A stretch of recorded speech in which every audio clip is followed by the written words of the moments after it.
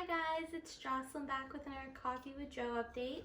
I am not drinking any beverage because I can't eat for the next, or drink for the next 3 hours because I have an appointment tonight, which I will be talking about later on in the video. The setup is a little different because I wanted to be a little bit more festive because I love Christmas, and quite frankly, this brings me my most joy right now.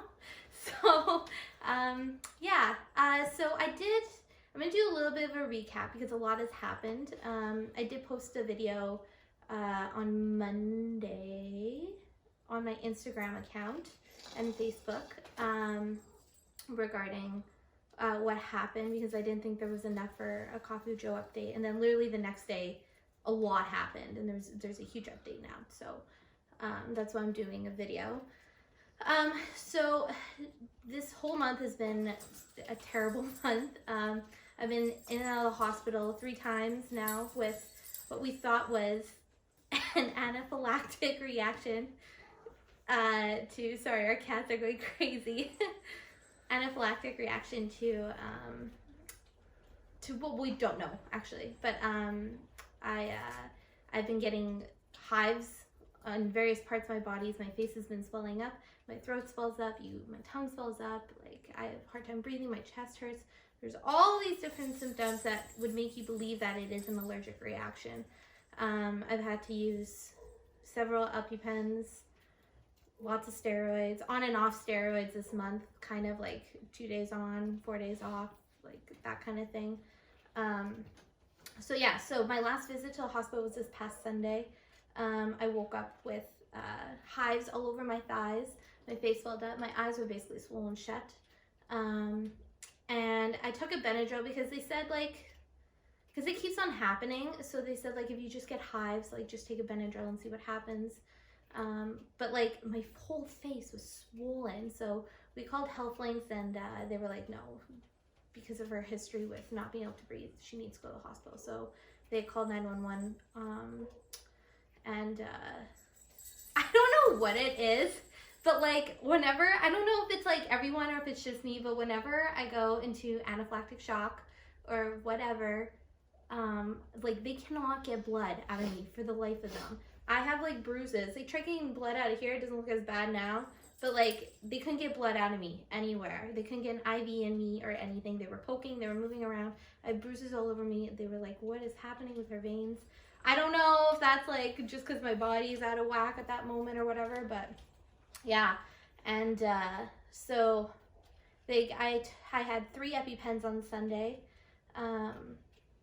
and we caught it before it became anaphylactic, so I'd still be able to breathe, but I was itchy and I was swollen and I was scared. I definitely was having a little bit of anxiety, but and my chest was hurting a lot again, and that lump in my throat feeling again.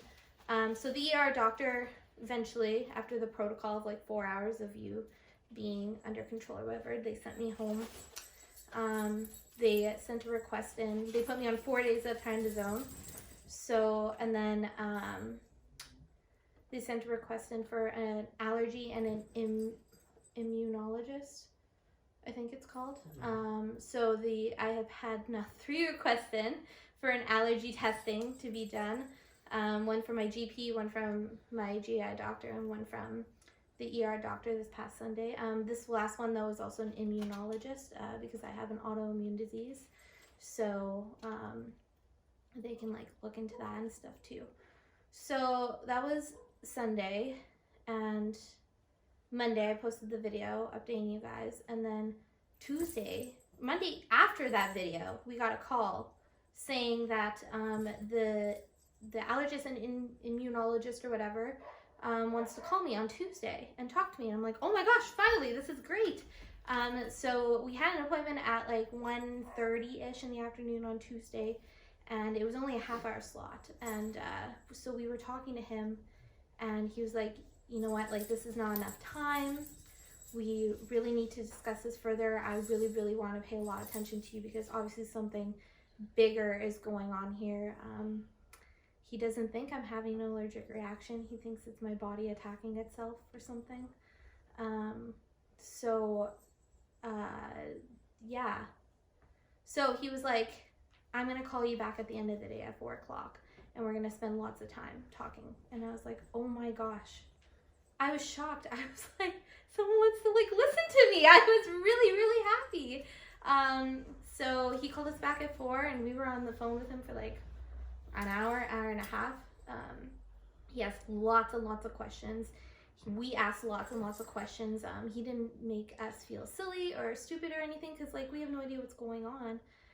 So he explained to us there's a lot that he's going to be doing for me, and he explained to us there's a lot that's happening with my GI as well right now. So he explained that like usually with anaphylactic reactions, they happen within like 5 minutes of like touching or eating something. Usually anaphylactic is its consumption, so you have to consume it. 5 minutes up to 4 hours. So the reason why he doesn't think it's an allergic reaction is because I'm waking up at like 5 or 6 in the morning with this. I'm not eating or drinking anything in the water. That's it, right? So there's nothing going on in the middle of the night that would cause me to have hives and my face swell up and all that stuff. And my chest and my throat swell up and everything. So he doesn't think it's necessarily, because he says when I go to the hospital with hives and the throat swelling up and everything, he said that is anaphylactic. That is like textbook like allergic reaction. What's not textbook about it is the fact that nothing's happening before it, and the chest pain that I have constantly and the throat gulping the thing, that is not allergic reaction.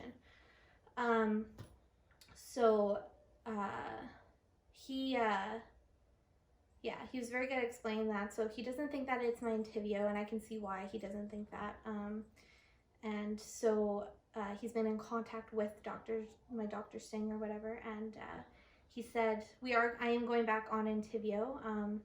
I was supposed to be on 4 days of prednisone, and then I was like, this weekend is going to be a write-off because I'm going to go through withdrawal because there's no tapering with 5 days or less of prednisone. But my GI doctor called me and says that my body needs to heal a lot longer. So he put me on 9 weeks of prednisone. So I will be on prednisone well into the new year. But there's a taper. So I do like that more because that way I won't go through withdrawal, like a very, very bad withdrawal like I did last time. Yeah. So this is my 5th time being on prednisone this year. This is my 3rd long haul, so like more than like when you need a taper. And then I've been on and off of it this month too. So it's not fun on my body at all. I'm also on 2 allergy medications. Pepsid, which takes care of your internal allergic reaction, so everything internally that's happening, it helps mask it. And then I'm on another medication. They took me off Benadryl because apparently Benadryl goes straight to your head, and I already have enough head issues as it is. So he took me off Benadryl and he put me on another medication. Lextin. Yeah. So I'm on that 4 tablets a day right now to take care of everything on the outside, kind of, basically. So I'm covered both ways for allergies until hopefully we get this under control. And then with being on prednisone, I'm really, really hoping I won't have another attack. Yeah, so I'm on all these medications right now, and then he's doing a lot of testing. So there's a blood test that you do, and you basically, I did a baseline test, which means when you're not in a flare-up or an attack or whatever. So I went to go get that done yesterday, and it checks all your allergens inside you and stuff like that. And then he gave me a test to take with me to the hospital for when I am having an attack, and it has to be done within 90 minutes of an attack, because then that way they can see if it's actually an allergy or not. So if it comes back negative, that means it's not an allergy and there's something bigger going on in my body. If it comes back positive, it's probably an allergy plus something else, because he's not convinced it's fully an allergy. So it sucks because like he needs that test done, which means I need another attack to happen, but at the same time we don't want another attack to happen, so it's kind of like a really iffy situation. And then he's sending me for lots of scans. So tonight I'm going to do a CT scan to rule out a tumor on my heart. There's a lot of symptoms that he talked about with Steve and me on the phone that I didn't even realize could all be connected. So I get very flushed in the face quickly. I get really tired. The uncontrollable sweating and stuff like that. Like I told him I might have Pott's disease, but he thinks it's something bigger. So he's checking to make sure tonight that I don't have a tumor or a blockage or something around my heart that's causing all this, because he says, I can't remember what it is, but he said all those symptoms like are like pointing towards something like that. So that's the test that he's doing tonight. And then he's called us every single day since Tuesday to check up on me, which was incredible.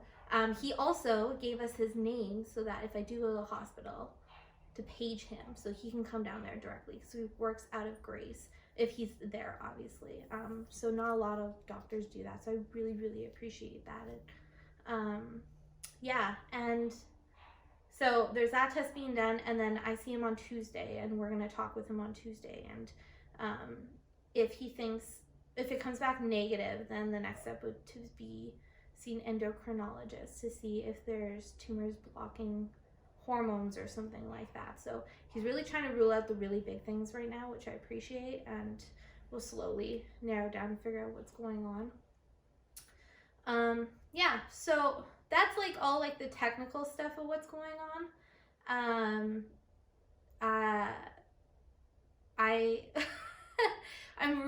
I'm on a lot of medication right now because they're really trying to keep my body under control. So I'm very loopy, like a lot of the time, and I'm either really emotional. Steve's laughing right now because he's had to deal with it, and I feel really bad for him. But, and I apologize, like every night before I go to bed, I'm like, I'm sorry for what I'm gonna do to you tomorrow, because it's really bad right now. I think this is the worst, because I've been on prednisone a few times, and prednisone in general makes you like kind of emotional, and like you go like this with it. But I'm on other medications too, so I think this is the worst it's been. So I'm either really, really emotional, where I'm like, like the other day I went to go put my glasses on, and like this thing like came off, and it wasn't like that big of a deal, but I just cried and I cried and I cried and I couldn't stop crying, and poor Steve had to come and comfort me, and he had to like carry me to the couch, and then the pizza guy came, and then I was sitting on the couch eating pizza crying, and it was a miserable sight, I'm sure, and I just couldn't stop crying. And so I get like extremes like that. I also get extremely cranky where I'm like, don't touch me, don't talk to me, I don't want to see anyone or do anything. Or I feel nothing. I'll get really numb, and I just won't, people will talk to me about something like super sad. I'm like, okay, like, I'm sorry, I don't feel any emotion. This is the worst it's been, for sure. I'm also super groggy. So anyone who has had surgery, when you wake up from surgery and you feel that gross groggy feeling, that's how I feel when I wake up. I feel groggy right now. It's terrible. So I am getting sleep, but I think it's because of all usually you don't get sleep with prednisone. I'm getting sleep, but I think my body's just had it. Just can't do it anymore. So when I am sleeping, it's like hard and like it's deep, which is good, but like when I wake up, I feel so gross and so sick. Like it's not restful. I don't know how to explain it.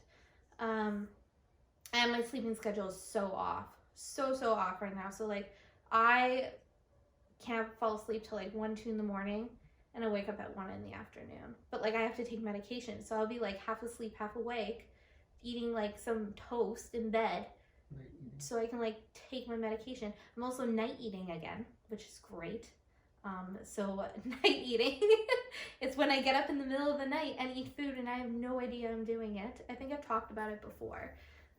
So I made a whole bunch of banana chocolate chip muffins to keep on hand. For my night eating, I'm eating cheese strings, yogurt tubes, just like anything I can find that I can just eat. I've been eating. yeah, and then so I get this time around with my energy, it's weird because I'm wired when I do have energy, but then when I do stuff, I get exhausted. Last time when I was on prednisone, I was just wired and I was just wanting to do something all the time, and I want to do stuff all the time, but I'm exhausted after doing that. Usually that doesn't happen to me. And again, I think it's a mixture of all the other medications I'm on right now. So yeah, I'm a wreck right now. My body is kind of going crazy right now. But I do appreciate, again, all the support, all the prayers, all the help. Honestly, it's been really, really helpful. And I'm sure there will be more updates coming up soon because there's a lot going on right now. So I'll probably be posting a little more frequently than usual. Yeah, I don't think there's anything else. See, I'm like really loopy right now. Like I'm kind of like phasing out right now. So yeah, I will thank you for the prayers, and please continue to pray for us. We really, really appreciate it. And I'll talk to you guys soon. Bye.